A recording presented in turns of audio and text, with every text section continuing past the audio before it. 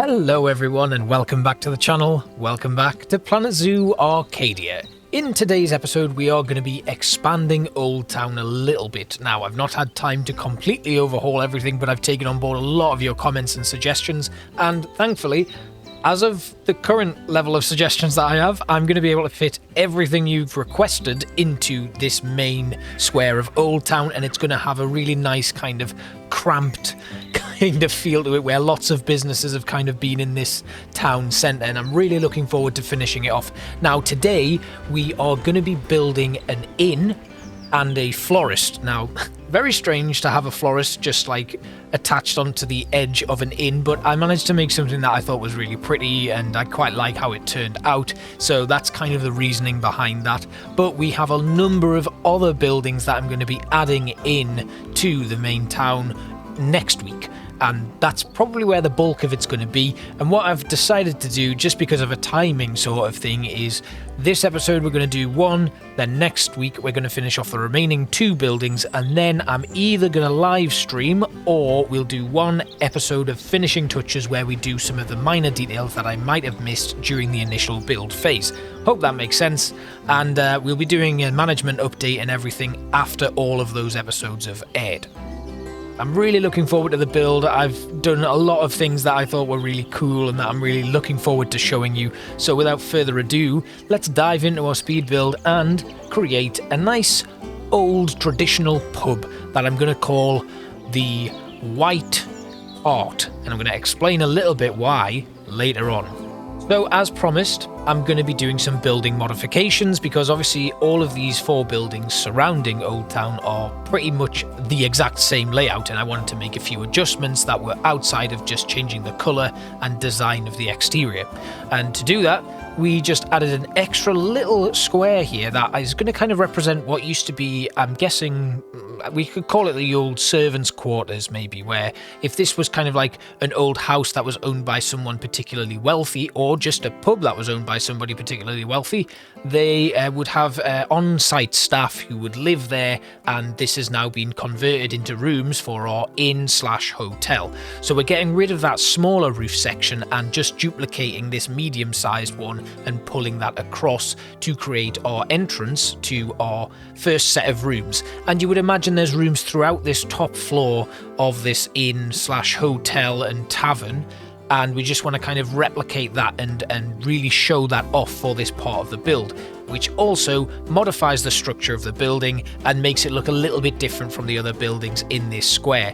I'm putting a little staircase up there. Now obviously guests aren't going to be able to use this, but it's nice to give that little nod that if we were to have hotels in here, this would be an access area for guests. And I played around a little bit with how this would sit within the actual build, so the staircase did move a little bit, and what I ended up coming up with I was really quite happy with, adding like an extra little leveled step there and then just cutting into the main structure of the next floor. Now, the area underneath this is actually going to form the basis of our florist, so that's going to represent where the kind of interior of that shop is. And I was really excited about doing the florist. I think it sits really nicely in here, although it's a little bit of an unorthodox location, like I've already mentioned, just tagged on the end of a pub. But, you know, you might get drunk and feel a little bit worse for wear and are late getting home to your family, so, you know, cheer them up with some flowers from the florist, I guess. But yeah, this was a fun build, and I really had a lot of time and a lot of like fun implementing your suggestions. Now, why is the pub called the White Hart? Now, traditionally, and like kind of in modern language, we call a male deer a stag. But now, don't quote me on this, but this is kind of what I've learned from research and stuff. A hart was actually a male deer, and in medieval times when hunting deer was a sport and a very like popular sport, and kings and lords and stuff would go around the grounds and hunt deer, the hart was considered to be the strongest stag, the oldest stag, and the most reputable stag. So they were very, very sought after hunting trophies. And a white hart, because the hart is actually kind of reserved for a red deer, which is very common throughout Europe, but not the European fallow deer as we have in Planet Zoo. But the red deer and a rare albino / white hart would be a very, very rare and, you know, mythical trophy almost. And it's a very popular pub name throughout the UK. And that's why we're calling it the White Hart. We also actually do have a albino deer in our zoo, which I haven't actually shown yet, and I think we'll show you him very soon at the end of this video as part of the tour. I guess I think that would be a nice thing to do. So the staircase obviously was full of a lot of little intricacies and stuff, and we had to make some little adjustments to the wood framing and just get everything really nice and matched up. And it was a little bit of a painstaking process, but that's where we're at right now with Old Town. Obviously we put in all of these like basic structures, and these episodes are now going to be about fleshing that out and making it a really detailed centerpiece for this part of the town. I do have one eye on the future as well, and I'm kind of making little plans and things in my head for where we're going to go after we've finished Old Town, but that's quite far away. We've still got a lot of episodes to do here, and I am a little concerned that we've not actually got a lot of space for new habitats, so I'm going to have to get my thinking cap on and see what we can do just to break things up in the meantime. And what I might do is actually build some habitats on the outskirts of Old Town that we can revisit at a later date, so that you guys aren't getting bored of me just coming in and doing these decorative pieces. Now the fence up here, I really like these little panels and I think they work really nicely, but we didn't end up going with them, and instead we took on some East Asia fences, and I think they fit quite nicely and the colours kind of work really well in here, and it was also one of the easiest fence pieces to actually line up and get nice and well fitted in with the rest of the build. So I was perfectly happy to use those, and they don't actually have too much of an obvious theme to them, so they can fit in pretty much anywhere. But this area is starting to take shape, and it was a lot of fun to build. You can really see where things are starting to take shape and like merge together into one definitive piece. Coming around here, I wanted to replace some of the plaster completely on this one with some European rustic stone archways and walls, because I thought, you know, we've got a lot of plaster here and it would be nice to mix that up a little bit, and what better place to do it than on the tavern. So it kind of now resembles that it was maybe an old manor in the past, which is, you know, that's where we kind of get that lore for the former servants' quarters and stuff, and now we have turned it into a tavern. And I really like actually using some of these panels, because the stonework actually pokes through into the exhibit, and it looks like the exhibit has kind of been attached to the wall itself, which I think is a really nice effect, and it wasn't intentional, but I've started noticing it with some other parts of these builds where everything's really quite tight and compact, and you've got textures kind of merging through into the build itself, which I think is it's really quite fascinating how some things just happen by accident in this zoo, and then they become like a conscious practice of yours when you're actually building. But we do have new exhibit kind of mechanics and stuff that I'm going to have to think about for when this new update comes out. I haven't actually looked into it too much, but you know, some of the more popular Planet Zoo YouTubers have already covered them, so I'm not going to be doing it like I used to, because I simply haven't had the time. It's been a really busy few weeks away from the channel for me, and I'm kind of struggling to keep up with the momentum, but I really want to remain consistent in getting out this sort of content, which is why we haven't actually managed to finish everything in this Old Town section this week. So because I didn't want to kind of let up and I want to keep showing you guys what's going on here, I thought it would be best to split these into some new like several different episodes where we're doing a little bit in each one. This is the doorway for all florists anyway, and I just wanted it to be all stonework because we're going to integrate a lot of foliage into this build and make it look like something kind of overgrown, and it's going to have that weird like mythical feel, and because it's like slapped on the end of this tavern, it's going to look like this really strange location that's kind of popped up, and like almost like this has been around here for God knows, no one knows where it came from. It's kind of like the old man in the woods making like potions and stuff, but now we've got it right in the middle of the town, and it's like, yeah, that slightly kooky and weird person who runs the florist in town. I was thinking a lot about Stardew Valley when I was making it, actually, and it reminded me that, you know, I imagine some of the odder characters from Stardew Valley would kind of live in this location. So that's kind of what I was going for. And of course, we're going to paint the plaster. We're going to put like a little, like, we're going to be making some definite nods to this being a florist. So there's going to be a nice floral theme running through it. We're going to have a little mural on the wall, and then we're going to put in some plant pots and stuff, and then I can work on doing some signage and stuff, but that sort of thing is going to come when I do like a finishing touches episode for this entire area. Of course, while I've been going, I've not shown that I have kind of ran the path trim all the way around. You will see that in the final tour of this one. But for now, we're focusing mainly on the details and fleshing out all of this area. And as you can see, we've got this lovely little flowery mural going on here. We're just making a few rotations and adjustments and putting in some extra bits and pieces. And then that's going to run all the way up that wall. Now, I'd thought about continuing that on into the actual wall with the window, but I thought that might be a bit overkill. And instead, we ended up putting in some vines there. Now, as you can see, the plaster currently is pretty dull, and it doesn't have that vibrancy that I expect from this florist. So that is going to change, and we're going to make it like a nice pinky pastel colour. And I think that is going to have a nice contrast with the colour of the inn, which we are eventually going to paint all of the plaster there, kind of like a purpley colour, which I thought really stood out, and it was different enough from the other kind of earthy tones that we've got throughout Old Town itself. Again, we're continuing with wooden frames from the Arctic wood. I love these Arctic wood beams. I think they're some of the, they're probably one of the best and most versatile pieces in the entire game in terms of what we've got for being able to build.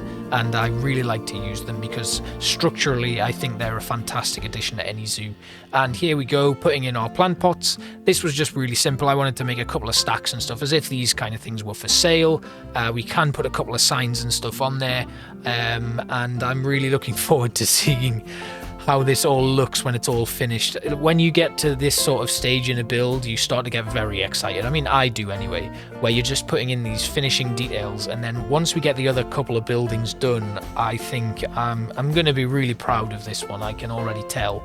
So we're putting in like a couple of variations on the colours of these plant pots, then we're throwing in some mulch, and then we're just going to grab a few nice looking plants and flowers and put those in the pots.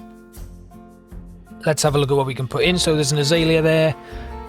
Yeah, little bits and pieces there. Just something that, you know, it looks like it's for sale, and it's got that really nice feel, like somebody's coming out of that florist and just tending to these plants every now and then, and people can come in and buy them if they wish. Then we're going to come in with our periwinkle flowers and just really decorate and make this look like a little bit of an overgrown thing.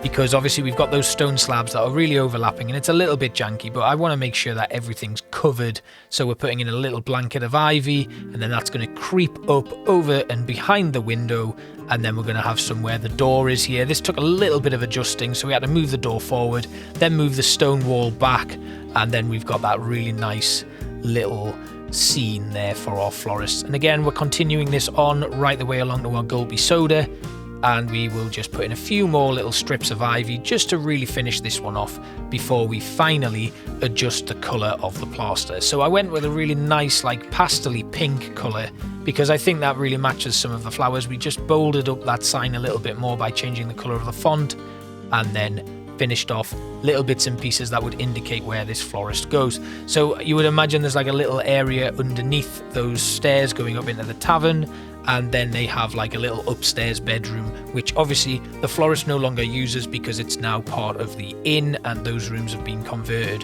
The shop itself would still be in use, of course, but we don't have on-site staff there anymore.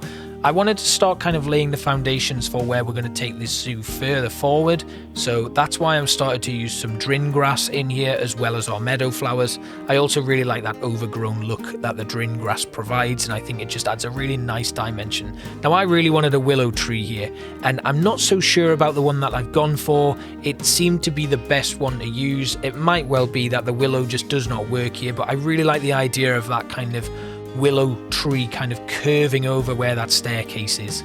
Then we put down a few more windows to kind of indicate where things were going to go, and added our pub sign. Now this changed. You will see the finished article in the the final tour of things, because I downloaded some new fonts.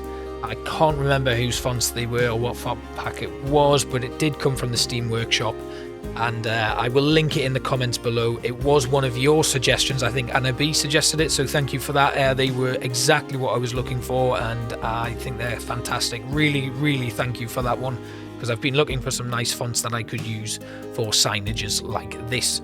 Now, I wanted to line underneath these windows, and these like little stained glass pieces look really cool, and they kind of, it gives you that quintessential British pub. I mean, you see a lot of this sort of tiling in these medieval pubs. They normally are around fireplaces and stuff, but I thought I'd use them as a window surround. Now, I really like them, but I think there's still something missing from that window, and I'm going to leave it because I'm happy with it as it is, but when we come back to do our finishing touches, that's definitely going to be the one of the things that we revisit. We put in some little flags for the deer, and again, this is a very deer themed pub, which is why I'm quite happy that we have European fallow deer right next door so that guests can come in here and see that. I did play around with a few other bits and pieces like these trims, but it didn't stick. It felt a bit overkill, and it felt like it was too much. Then we wanted to find our white hart. And guess what, guys? There's a lovely white deer sign in here that we can actually use. That I could have gone for that, but then this was perfect. This was absolutely perfect. The white hart is right here. And I did put in like a placeholder font, as you'll see. I played around with a little bit to try and make some little like grass motifs and stuff in here, but nothing really worked. It was going to be a lot of effort for minimal gain, especially when I was considering replacing the font anyway with something different. But I did want to try anyway and see if anything would stick, but nothing seemed to stand out and look good enough for me to consider doing it. Now, the other thing I could do is just put a big screen on here and design my own sign in Photoshop, and that is something I have considered doing. And it may be something that I finish off by like completely overhauling this in the future, but I was pretty happy with the outcome anyway, and I think it looks really nice. Not this one, of course, this is just a placeholder, but the rest of it, when we finally finish it and you see the tour, I will explain to you what I've done with the sign. And obviously, as I'm going around, I'm noticing little bits where there's some imperfections with certain objects and just moving and adjusting those. But the next step is to recolor the plaster on this side of the building. And we're going to, like I already said, make it a really nice maroon colour so that it contrasts really nicely with that light European rustic stone and the rest of the wood, and is enough of a difference between the rest of the buildings in Old Town. And I'm really happy with how it's looking so far. One thing I needed to do though was put in some more of our window bars. So I've now made these an object, and I can move them independently of the rest of a building, which makes life a lot easier because it also means I stop selecting the damn exhibits by accident. So we're just pulling this in and putting it right in there, remove the support beams, and then we can make a few little adjustments. I had thought about actually colouring the wood on these so that it matches the plaster, as you can see here, but I thought it was a little bit too garish looking, so we left it as it was, and then I just coloured the plaster here pink so it matched the florists a little bit more, and left the rest of it that lovely shade of maroon. The last thing to do here is to just adjust our exhibit education boards so that there's one on each side and they have that really nice angle to them. And once again, I made these separate objects so that it was easier for me to just move them into position and fit them in nicely. And again, as we duplicate them, they automatically get assigned the correct species. And I did put a little bit of glass in here as well because there's nothing actually behind that. And I'd thought about maybe putting in some curtains or something, or maybe creating a silhouette of people actually in there. Then we came in with some of our decals just to make this place look a little bit rougher, and of course I should probably put a little bit of foliage in there as well to really finish it all off, because even just having like a couple of decals does make a difference, but for me, it still feels a little bit flat. But I'm really quite happy with how this is all turning out. It's certainly looking a lot better than it did when we first started filming this episode, so I'm really quite happy with it, and I'm excited to show you the finished article.